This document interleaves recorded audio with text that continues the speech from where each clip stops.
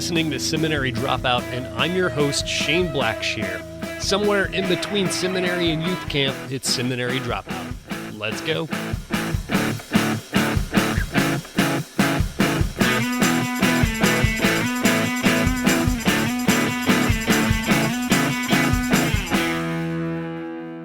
And you are listening to Seminary Dropout, and I am so excited today to announce something that I've been teasing for a long time. Maybe you've picked up on it, maybe not.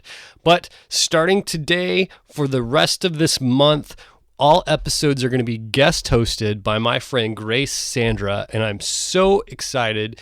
Grace was one of our earlier interviewees here on Seminary Dropout, our earlier guests. I reran her episode a couple weeks ago. And, since I met Grace, we kind of have become friends, and I just really enjoy her friendship and her voice and the things that she says. And so she's going to be guest hosting for the month of December. And then in January, I'll be back. We'll have some changes for the show that are going to be really exciting. But I am so excited to have Grace guest host. She is a blogger. She's working on a book. She's writing. She's speaking. She does it all. You can find her at gracesandra.com. And, of course, I'll have all the links to her and then also her guests on the show notes. So be sure to check those out at seminarydropout.com. This first episode is so great. It's with her husband, who is also a writer. And if you don't think that this is the most charming interview you've ever heard, well, I don't know what to tell you. Okay, that's it. Enjoy. Hi, I'm Grace Sandra. I'm the guest host of Seminary Dropout. So we're going to start right away with an interview who is dear to my heart, my sweet new husband of almost 2 months tomorrow, Marcelle Ward. So Marcelle's going to be talking about his newest book that he just released on ebook a couple of days ago. So this is a little bit of his bio, which, are you serious right now? Are you serious? You're distracting me. Oh my gosh. Oh. Okay. No, I'm not starting over. Marcelle's bio. Marcelle was born in St. Louis, Missouri. He likes to collect comic books, play video games, and read books on philosophy. Consistent with his God-given talents, he draws, paints, and designs various works. He's currently working on the final book of his series entitled The Neverman, Chronicles and Soul Expansion 3. His previous work, like Hitchhiking in Space, Chronicles, and Soul Expansion 1, is available for download or paperback on Amazon and Kindle. And his current book that he's talking about today is The Science of Discontent, which is a collection of both poetry and articles. So we're going to start with just a few questions of just getting to know you. So tell me a little bit about your journey with faith, which has been really varied at times, including Christianity, being a Muslim, being a little bit kind of all over the place in different beliefs. So tell us a little bit about that. Well, first, I grew up as a Baptist going to my grandmother's church. I would say they were leaning more toward the Pentecostal side of Christianity, even though it was a Baptist church. I think toward the beginning of my adolescence, I say around 11, 12, my mother stopped taking us to church. Church was more optional for us, and so I opted not to go. And so it was years before I actually went back to church. Was there any reason why you didn't? Why you opted not to go? Was it boring? Was it too much? Was it just not interesting? I mean, I think when you're a kid, you don't really want to go to church. Like most children, you'd rather be outside playing. Yeah. But when I was 12, I actually took it upon myself to get baptized. And I lived in the Centerville projects, right outside of East St. Louis, in the St. Louis metro area. Now, St. Louis is in Missouri, but where I lived was across the water in Illinois, near East St. Louis, which, if anybody has been paying attention to crime statistics, it has been consistently in the top 5 cities for crime in the last 10 years, I would say. very violent city, very poor. So you saw a lot, is what you're trying to say. Yeah. I mean, the entire area is just not conducive to a very peaceful upbringing, I would say. Right, yeah. Anyway, I took it upon myself to get baptized when I was 12 because of a church that would bus kids from my neighborhood out to their church in Cahokia, which is another small village in that area. Okay. I mean, to be honest, I didn't really understand the implications of it, but that was that. And I think even then I laughed. I didn't go to church even after that. Probably only on holidays, like most kids. So at that point, getting baptized at 12 it didn't really have an impact in terms of your day-to-day. It didn't really impact your life. You didn't really understand faith. No, I had no idea. Okay. No real, like I said, no, I didn't understand the implication of faith or the actual baptism.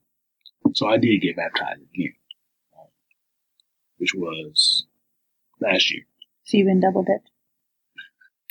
Yeah. I mean, it was more of a symbolic type deal. Right, yeah. right. And I think it was much needed just for me because it was a symbol of change at that point in my life.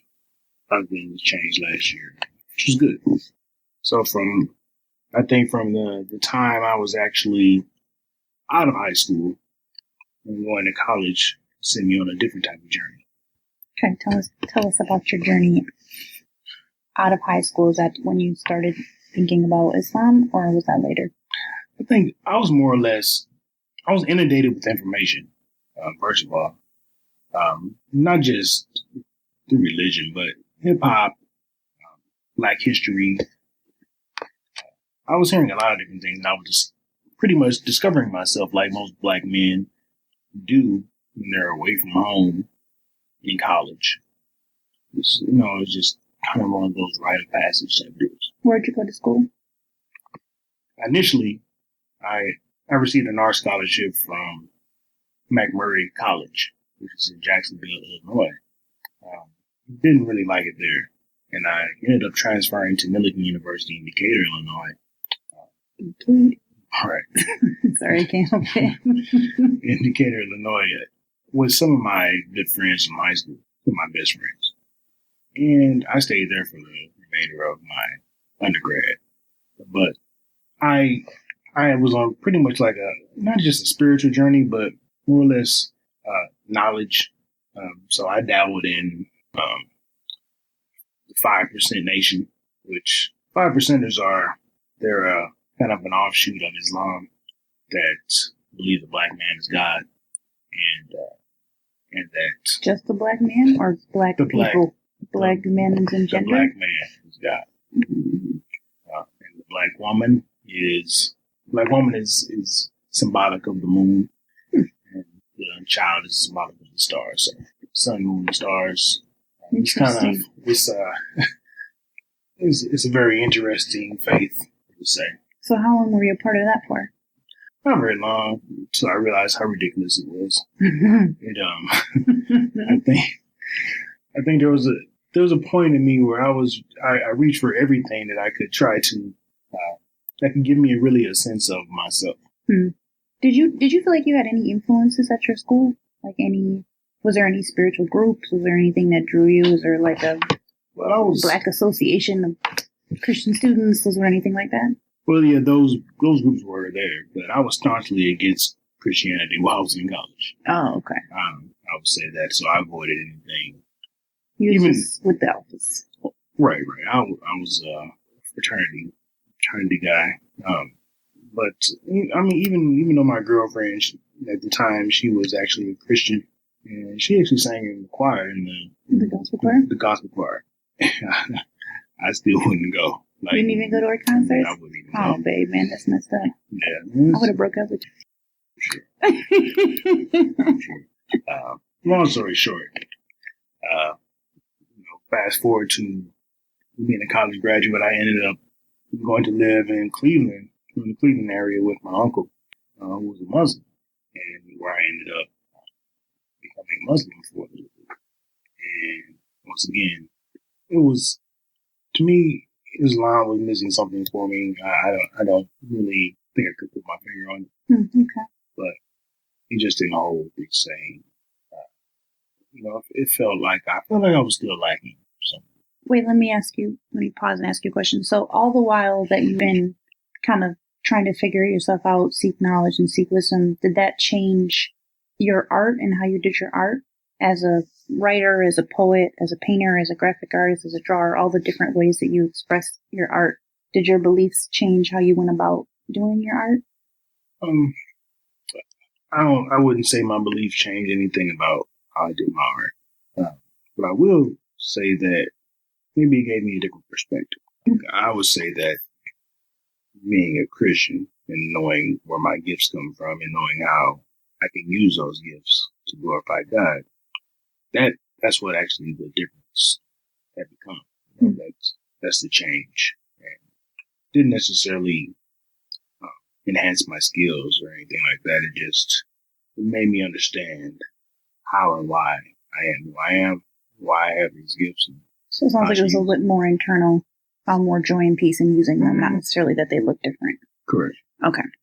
Okay, so go back to now where you were, after you got out, after you were with your uncle, and you pursued Islam and it was missing something, and then how did you find your way back to Christianity? Interestingly enough, I ended up leaving Cleveland due to some personal issues with my job at the time. I'm going back home, trying to find a job, meeting different people. Mm-hmm. I came across a lady named Webster Granger. And Webster, while I was working at I worked at a clinic with her, and she would always say like her husband was a preacher and that I should come visit the church. Which, in between the time I went to Cleveland and actually came back to the St. Louis area, this is something that I reflected on. I did remember her saying that. And when I actually came back to St. Louis and I reaffirmed my faith, what actually made me become a Christian again is I was dating this young lady and her father was a preacher. Believe it or not. And I remember him asking me to come talk to him. It was like this. It's kind of like a big deal to talk to him, but he just had such an overwhelming spiritual presence. There was just something about him that was just so calm and serene, and it was hard not to be taken by his charisma, Yeah. Kind of like me.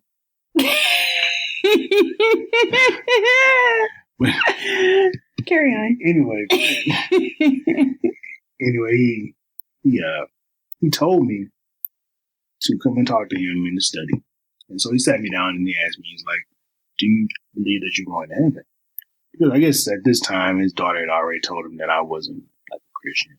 So he was concerned. Yeah, he was concerned. Who was his favorite? Right. My daughter. Like, who was this fool? Right.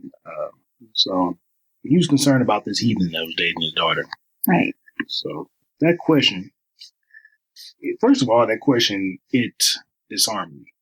And it took me by surprise because, like, who are you to, like, I was just thinking, like, who is this guy to question my faith? Like, what does he, right? He's like, and so he's like, oh, do you think you're going to heaven? And I say, well, yeah, I'm a good person. I do good things. I'm not evil. Right. I think I'll go to heaven. Yeah. He's like, that's not good enough. And I think to myself, like, I instantly got angry, of course. And I forced myself to calm down because I was steaming inside, of course. And you had to, because if you were uncalm, you'd have been like, get out of my house and don't ever talk to. Right. So anyway, he breaks out his Bible and it's all tattered and worn. Like, of course, he's been using it. So he's legit. Right. But so he gives it to me and he just opens up to the passage where it says, there's no man that's righteous. No, not one. No, not one. Right. It's a good one. Did he lead you through the Romans road? No, but okay. he did say, no one comes unto the Father but through the Son. Mm-hmm. And it was something alarming about how he said it. It made me take a step back and think about it. Took it really seriously. So in this entire exchange is what I would say is the catalyst for the resurrection in Jesus. Eventually, what I started doing was going to his church, which he held church in his home. And, I attended for a few times before he and his daughter and I broke up. And the ironic thing is, we broke up over the fact that I was taking my faith seriously. Wait, what? Yeah. Why? Why was she mad about that? Man, because she said she wasn't ready to be so serious. Wow, that's Right. Interesting. It is. Yeah, very ironic. She's like, it's not that you're not a good person, but, I understand you're trying to take things very seriously, and I see that you're becoming more serious with your faith. I'm just not ready for that. Wow. For real? That's so, almost stereotypical preacher's daughter, who just wants to be wild, and yeah, that's crazy. She got what she wanted, I'm sure. So how old were you at that point? Yeah, 25, 26. So you're a teenager in your faith. You're 13, 14-ish. Yeah. Not even that. I'm so much of a baby. I'm a real baby in my faith, because at that point I was really starting over. I was really getting into the word. I would say that was actually the beginning, more so for you. Else. Yeah. So spiritually I'm a baby, and so there was a church I was going to at first. I was in St. Louis, and interestingly enough, that's where I started going to that church, and they had, I found it was a little awkward that they had a class that taught you how to speak in tongues. Oh, really? Which is, they would teach you how to speak into your spirit language. Did you go to it? I had to. You had to go to that class to be a part of the church. To become a member, yeah. A lot of Black churches do that. Where you got to take real specific membership classes that don't feel like they're. I think that's kind of ridiculous. I do too. I really do too. I think it's ridiculous, and I think it's really kind of fake. Yeah, it should be like discipleship class, or I don't know, but not something as specific as speaking in tongues, when that's not everyone's gift. But so exactly. how did that work out for you? Did you learn? Because I've never seen you speak in tongues ever. Or do you? I don't know. I went through the motions of whatever it was, but I knew it wasn't real. Like, why am I doing this? Oh, that's kind of sad. They pressured you. It just felt really, and I knew from my heart, I knew that wasn't sincerity. Right. Yeah. Usually, I have good intuition about stuff, and sometimes I follow my intuition, some I don't. But I should have followed it then. But I ended up leaving that church, and I remember I was telling you about Webster. Mm-hmm. I started going to her church, which was just starting to grow. Okay. And man, I had such a wonderful time, and I grew so rapidly under their tutelage at that church. I became so centered on God at that time. Mm-hmm. It really brought out a dramatic change in my life. Things started changing so fast for me. Getting a new job, going back to school. I started my master's program around then, and it was just wonderful. Wonderful to see that for the first time in my life, I feel like I had some type of control. That's awesome, right? So, walking that path. And during that time, of course, I remember that I had compiled this book, all these writings and whatnot. And I ended up publishing it. The first one, right? Like Hitchhiking in Space. Yeah. So I published Like Hitchhiking in Space. It was a volume of poems that I had written during the time between me being in my last year in college at Millikin to 2003. Okay. So, good 6 years or so, more? About 90, it was from 98 to 2002. And I can say I've read Like Hitchhiking in Space, and it's hundreds of poems at least. Wouldn't you say it's at least 200 poems? This is quite a few. So, yeah, a lot of very beautiful lead on the page style poems, where you're discussing your childhood, broken relationships, fear, love, anger, betrayal. I mean, there's really nothing you left out of that. God. Right.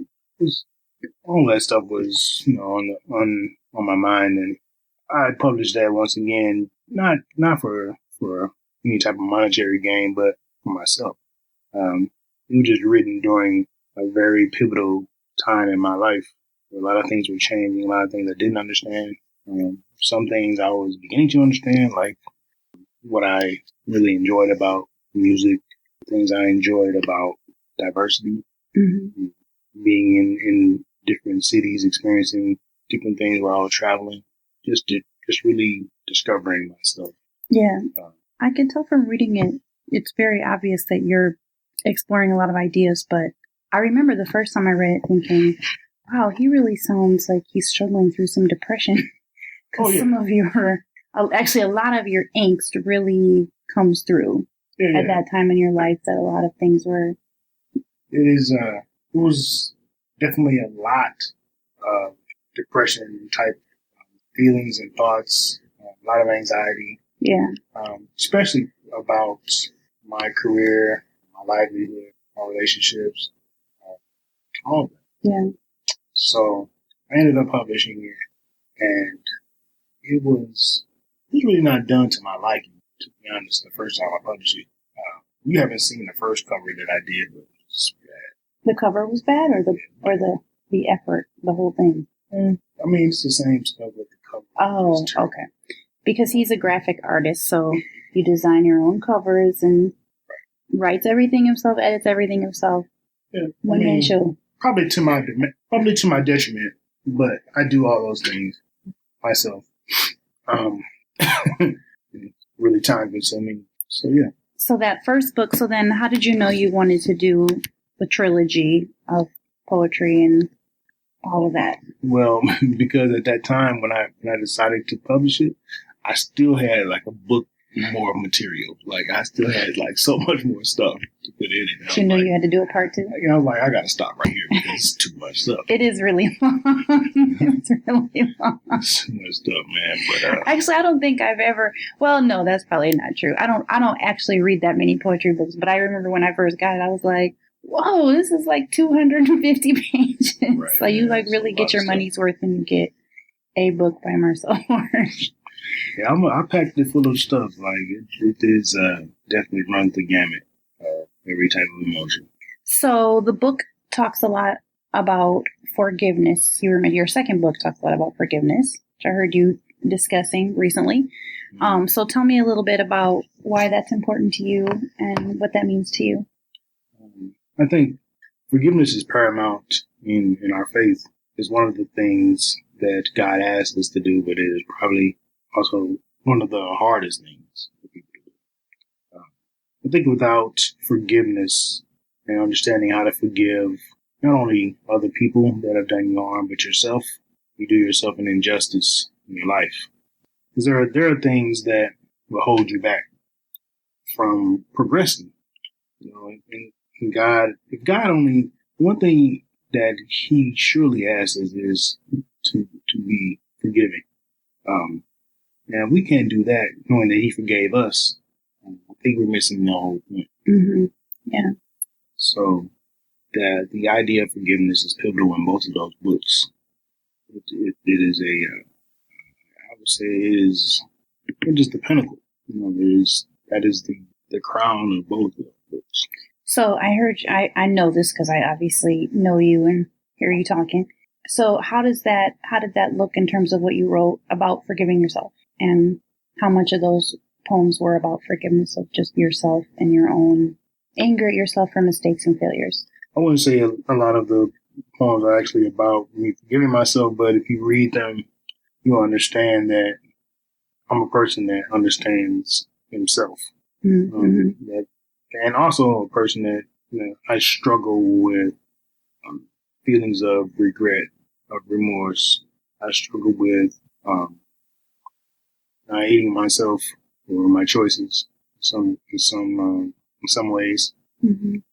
Well, We've all been there. Right. So, what made you decide to work on these books in the first place? Was there a catalyzing event, or was it just one day you woke up and thought, I'm going to compile all my hundreds of poems I've bled all over my journal pages into a book? No, I think it was just a dream I had. Just thinking that, I will say this. I have a friend, her name is Asia. And Asia, she's a well-known poet out in the St. Louis area.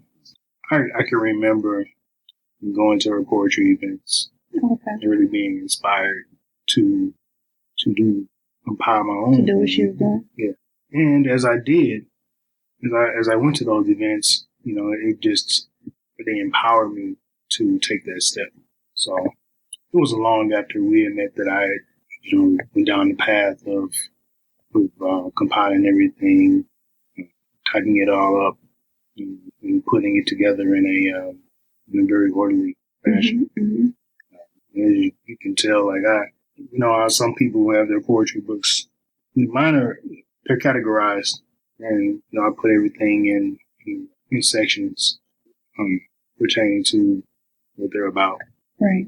I'm thankful you do that.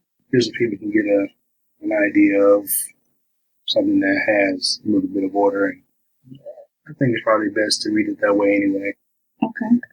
So it seems like your books, because I'm probably about halfway through the second one, seems like they really speak to the everyday experiences of being a Black man in America. Do you feel like a lot of what you've written does that? Is that what you were trying to do, or is that you just feel like you wrote out of your experience and it automatically came through? Or was that something you feel like, I kind of wanted to give a nod to that? Yeah, I think any Black man or Black person that writes, especially when they're writing about what they experience, wants to convey what they go through. Right. It doesn't always have to be about the prejudices, but it can be about the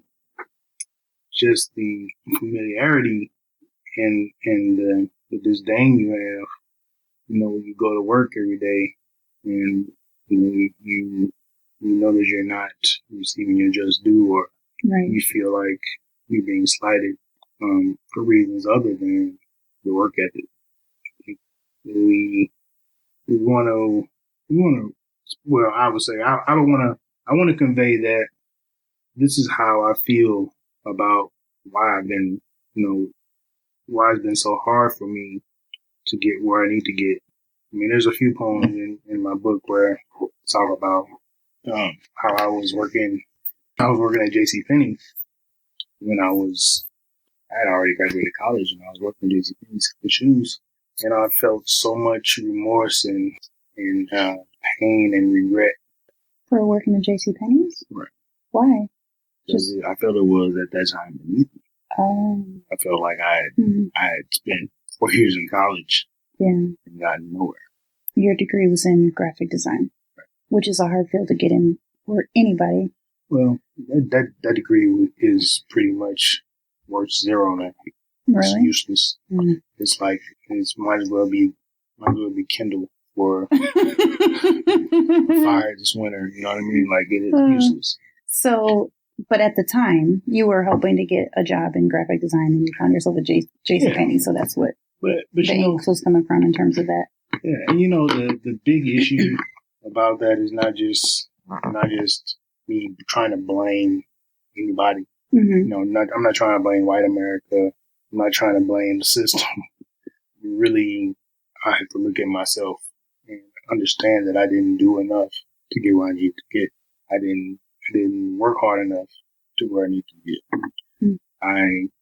That's me taking responsibility for not getting where I need to get. For not studying, for playing around while I was in college, and I suffered for that. In a lot of ways, I still suffer. That is what you would hear in those pages. In several of those poems in both of those books, I talk about jobs I've had and how I felt lost. Yeah. Yeah.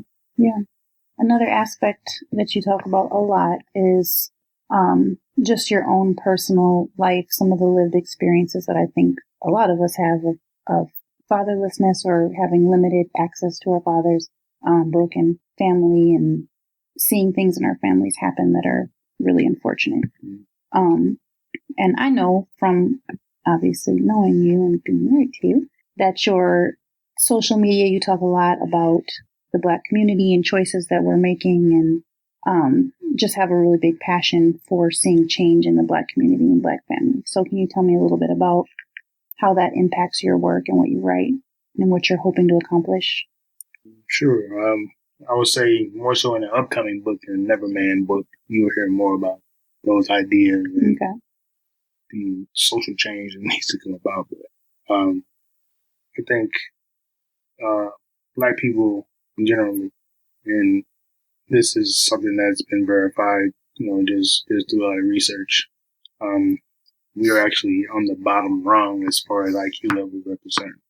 I think you have Jewish people, and Asians, and Mexicans, or Hispanic in this stuff. But we're last.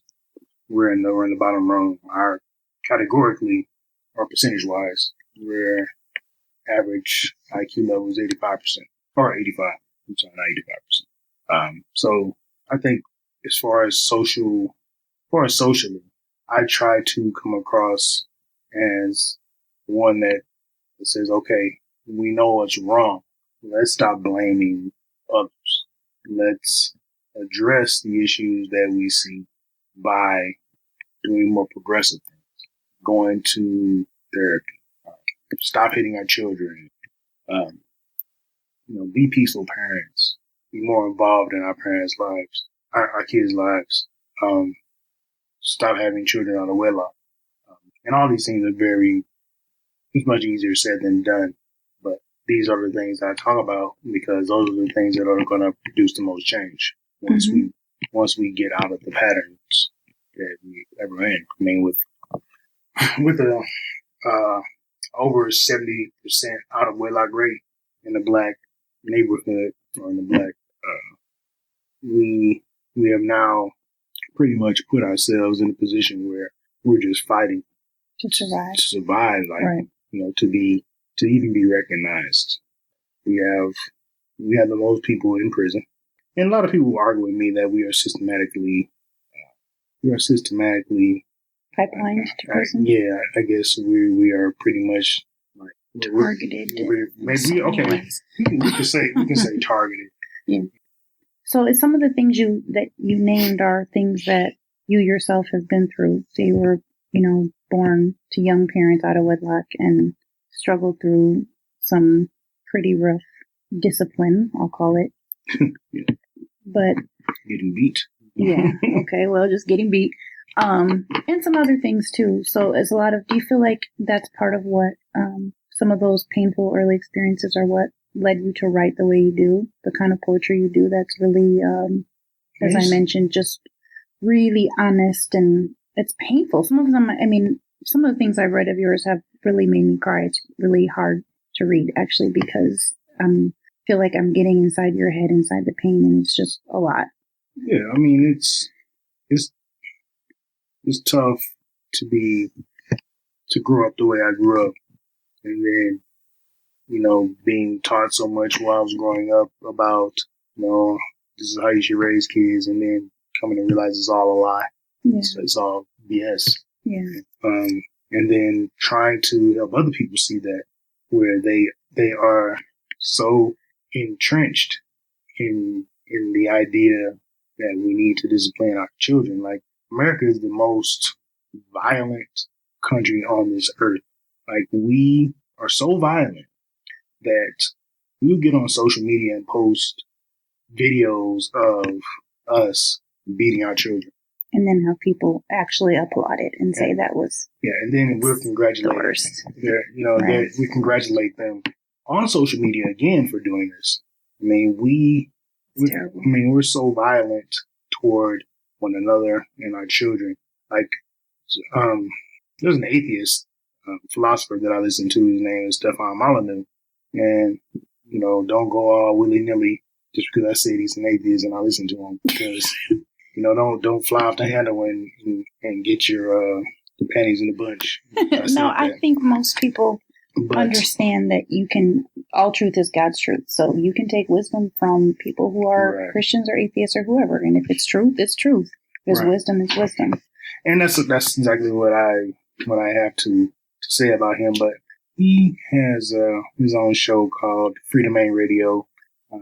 It's a podcast and also a YouTube channel. But he talks a lot about how violence toward children is probably the key to stopping a lot of things, poverty, crime,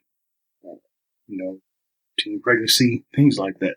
How do you think you were able to escape some of those things, being a child of violence, a child who had violence committed against you through the, quote unquote, discipline as discipline?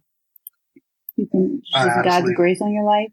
I think so. I honestly really don't know, why you made it. Why I made it. I wouldn't say I'm okay, because I'm not okay. But I would say that I made it out with minimal damage, just by God's grace. Yeah. Just by the fact that He's faithful, He's true, and He continues to shine a light on my life. Mm-hmm. So, I'm certainly thankful for you. Thankful for you. Oh, baby. Okay, I'm gonna stop being mushy. So, why don't you read one of the poems from the most recent book, The Science of Discontent? And, he's gonna edit that out, right? I'm sure he's gonna edit that. Marcelle, would you like to read one of the poems from The Science of Discontent? Sure. Would you please read? Thank you. Sure. I'll go ahead and read the actual title poem, which hopefully you'll understand. It's somewhat verbose, but it kind of drives the point home about being discontent in your position in life or wherever you are, understanding that you can have more, you can be more, that you are more, and that God has given you favor. That's what this poem is about. That's what the book is about. It's about really understanding that we often need hardship to push us toward greatness. Mm-hmm. That's true, baby. It's true. All right, so the science of discontent. There should be a science of discontent to rattle the bones of the complacent, multiplying misery on brows, bent worries on everybody adjacent, strengthening a soul weakened by rest, and full stomachs followed by sleepy eyes and channel surfing clickers propped on chests, should be challenges and sorrowful cries that men study and accept as the way to freedom in mind, power, and spirit that combats the spiritual decay. Better to know death, so we move near it.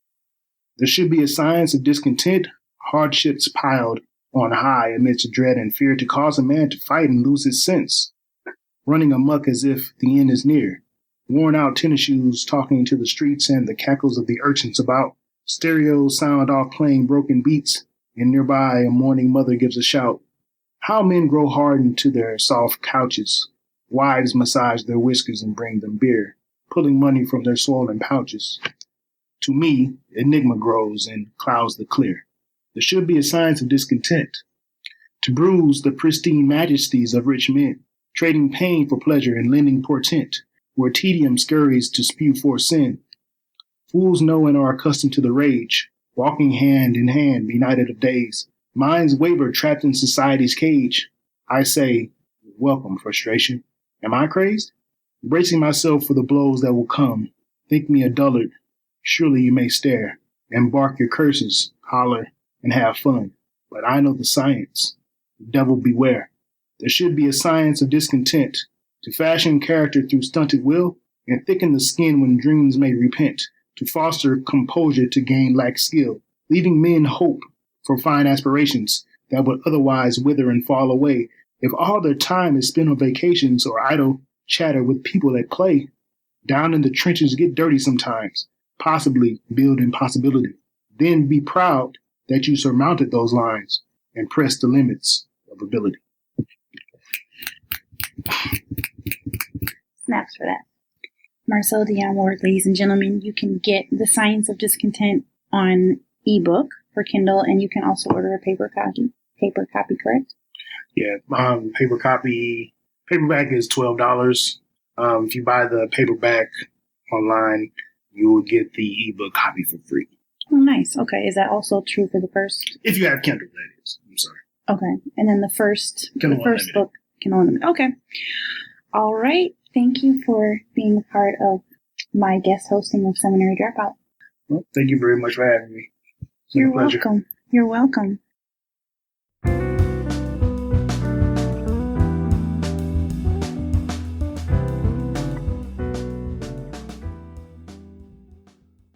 Thanks for joining me for another episode of Seminary Dropout. Remember, you can find all the show notes for this show and all shows at shaneblackshear.com.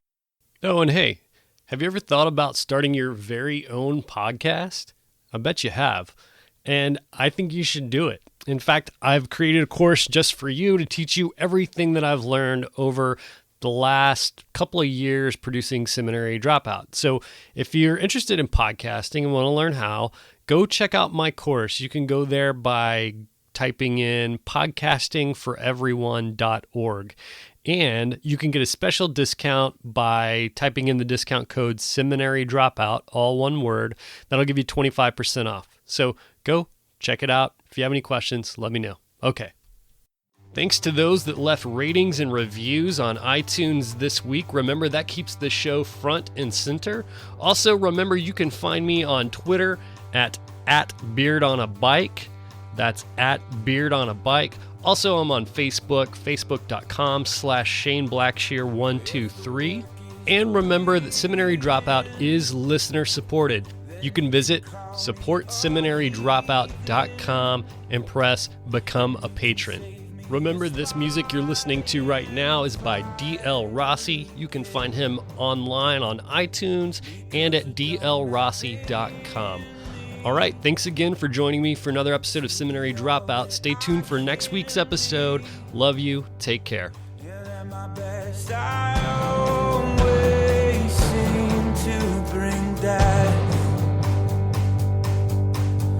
But there's still hope for me. This great